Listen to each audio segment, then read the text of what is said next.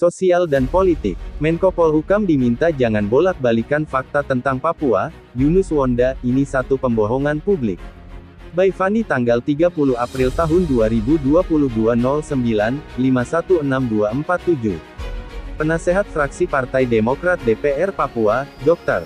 Yunus Wonda, SH, MH. Penasehat Fraksi Partai Demokrat DPR Papua, Dr.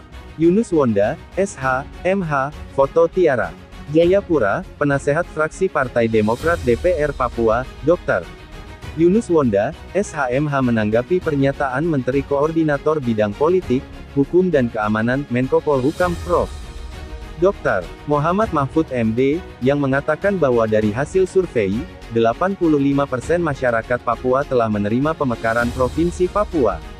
Dengan adanya pernyataan itu, Yunus Wonda yang juga menjabat sebagai Wakil Ketua IDPR Papua mengingatkan Menko Polhukam untuk hati-hati atas apa yang sudah dilontarkan, sebab itu bisa menjadi pembohongan publik karena dianggap sudah membolak-balikan fakta yang sebenarnya. Ya, ini kami lihat satu pembohongan publik yang dilakukan oleh seorang Menko Polhukam untuk rakyat Papua.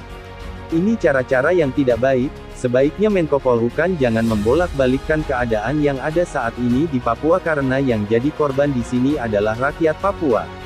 Saatnya sekarang berbicara kebenaran tentang Papua, karena Papua ini sudah menjadi korban akibat penipuan, bukan membolak-balikan fakta. Kedepannya kami harap tidak lagi membolak-balikan fakta real yang terjadi di Papua, tegas Yunus Wonda kepada Pacific Post lewat via telepon, Sabtu tanggal 30 April tahun 2022. Menurutnya, jika Menko Polhukam telah menyampaikan 85% rakyat Papua minta pemekaran, ini suatu fakta yang sangat tidak sesuai yang terjadi di lapangan dan di kondisi rakyat di Papua.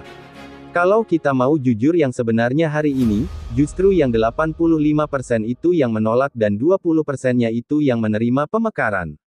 Jadi, yang menolak pemekaran itu lebih besar dibanding yang menerima di seluruh kabupaten kota. Ya, kita harus jujur mengatakan hal yang sebenarnya, jangan kita menutupi keadaan yang sebenarnya dengan membolak-balikan keadaan karena rakyat Papua ini yang jadi korban akibat dari penipuan, cetusnya. Seharusnya kata legislator Papua ini belajar dari pengalaman dan belajar dari yang sebelum-sebelumnya. Sehingga masyarakat Papua terus tidak jadi korban atas tindakan-tindakan dari sekelompok orang yang mengatasnamakan rakyat Papua demi kepentingan politiknya itu. Sebab kata Yunus Wonda, dengan menciptakan kebohongan, akhirnya rakyat Papua hari ini tidak ada kemajuan sampai hari ini di atas tanahnya sendiri.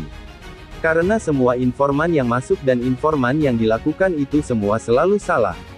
Itu juga pernah terjadi yang pernah disampaikan oleh Mendagri bahwa hasil daripada BIN, bahwa Papua harus dimekarkan.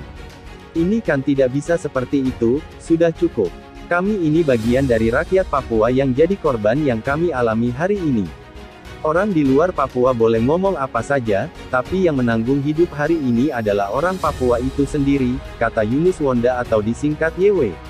Apalagi lanjut Yunus Wonda, orang Papua hari ini hidup dalam ketidakpastian, dalam ketakutan dan dalam ketidaknyamanan, padahal mereka ada di atas tanah mereka sendiri, tapi mereka merasa seperti bukan orang asli Papua, justru mereka seakan hidup di perantauan bukan di atas tanahnya sendiri. Jadi kalau hari ini orang bicara pemekaran, orang bicara setuju dan tidak, sebenarnya persoalan Papua ini bukan persoalan baru, ini persoalan sejak tahun 60-an, hanya saja pemerintah tidak mampu menyelesaikan masalah Papua, ungkapnya.